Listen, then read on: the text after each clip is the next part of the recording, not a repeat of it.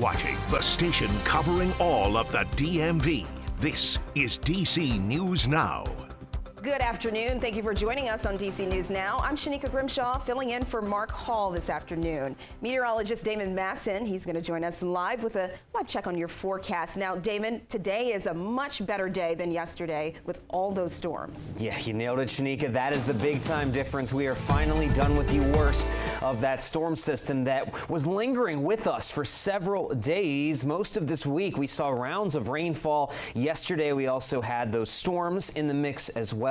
But things are improving. Check out the rainfall totals generally over the last 3 days. We picked up this rainfall right here. All of that yellow and orange across our northern counties, the northern half of the DMV from the DC Metro straight up to the Maryland-Pennsylvania line. That is rainfall over 2 inches. Now, again, this was spread out over 3 days, but some of this rain came down very rapidly at times. And oh yeah, we even had localized pockets closer to 4 inches of rain across Frederick, Montgomery counties back toward the eastern panhandle. So a downright soaker of a storm system. But finally, we have had a drier stretch of time here through the morning. Now, as we go into the afternoon, we're already starting to see the development of some scattered showers that will be in play as we go throughout the rest of the day. But those scattered showers should not make any ongoing flooding, especially along the main stem rivers, any worse. We do still have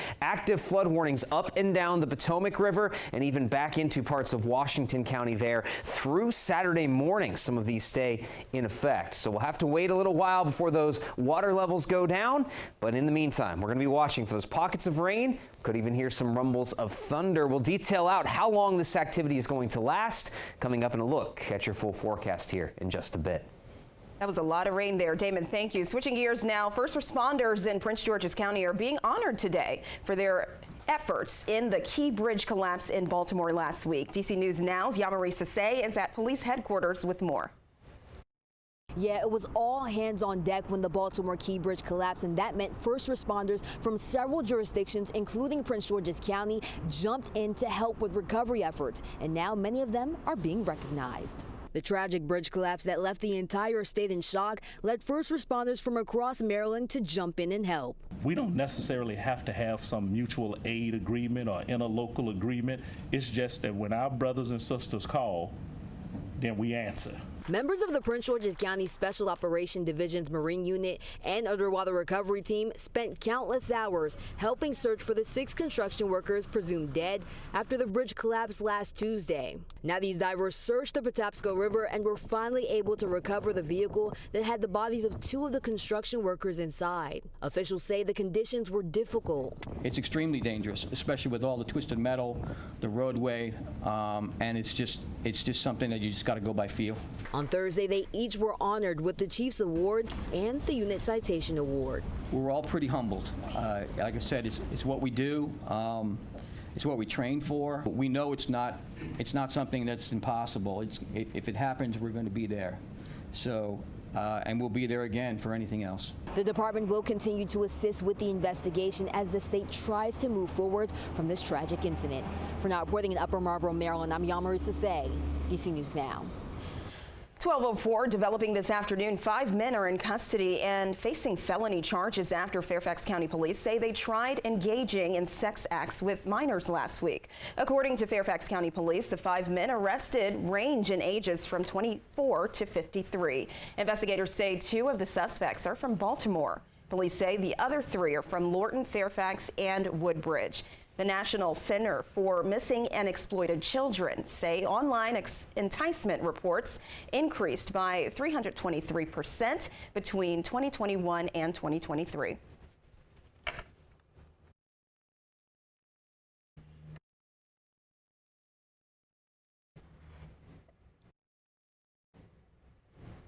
And there are tips for parents to keep kids safe. Be open with your child, know their phone passwords, and have access to it. And charge their phones in your room overnight.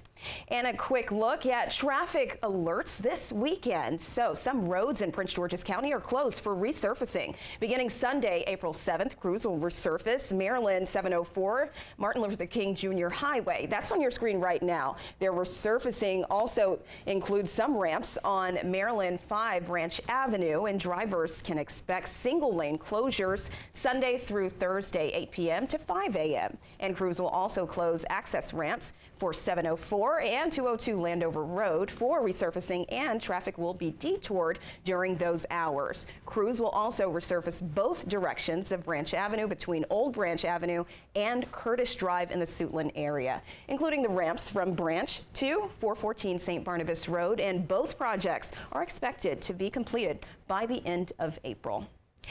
Also developing now, a Maryland bill requiring high-rise residential buildings to install fire safety equipment. It's making its way to the governor's desk. The bill is called the Melanie Nicole Diaz Fire Safety Act. It passed the state's General Assembly yesterday. The bill would require new buildings to be equipped with sprinklers. Buildings without a sprinkler system would also be required to clearly disclose that in the lease. It comes after 25-year-old Melanie Diaz died in an apartment fire last year. And meantime, a bill to protect children's online data is being sent back to Maryland's House of Delegates. The Maryland's Kids Code bill passed unanimously in the state Senate yesterday. However, a few amendments means the House must look at it again. If passed, the bill would require children-friendly websites to not share their data and provide ways for parents to monitor activity. And the April 15 tax deadline, it's quickly approaching. DC News Now's weekend anchor Ben Dennis is stretching your dollar with free ways to file for tax credits and take advantage of it. And the time is certainly ticking to file your personal income taxes for what you made last year. Meantime, several local opportunities are still offering assistance for people on a budget and on a deadline. Getting some help to file can go a long way, no doubt. Counseling, often free for those that qualify. Organizations like the United Way, AARP, they offer resources to file for free. Generally, for free financial advice, your bank can offer some help, and counselors from the U.S. Department of Housing and Urban Development, too. File for free. The IRS has the Volunteer Income Tax Assistance outlet, and find a location near you with that link, irs.treasury.gov/free tax prep. Experts say if you're having trouble filing or just have a few questions, they recommend that you speak with an accountant or CPA to make sure that everything is in order. And if you think you are unable to make the deadline, one expert says that there is also an opportunity to request an extension to file. Here are some credits to claim on top of certain incomes if you are a parent or caretaker. If you paid for college, put money into a retirement account, plus certain clean vehicle and clean home energy investments, and buying health insurance within the marketplace. Now, refunds can be expected within 3 weeks when you file a return digitally, and that quicker process when you opt for direct deposit as opposed to filing by mail. Ben Dennis, DC News Now.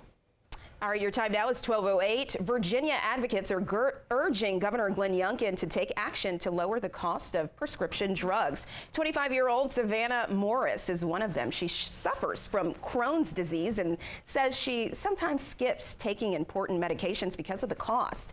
She's also asking Youngkin to sign bills to create a prescription drug affordability board. The board will cap prices of certain drugs if it determines companies are charging too much.